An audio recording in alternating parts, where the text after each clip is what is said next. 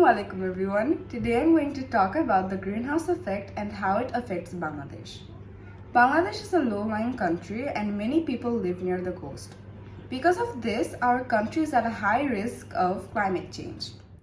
Greenhouse gases like methane and carbon dioxide trap heat in the air, causing the earth to get hotter and cause more floods, droughts, and storms.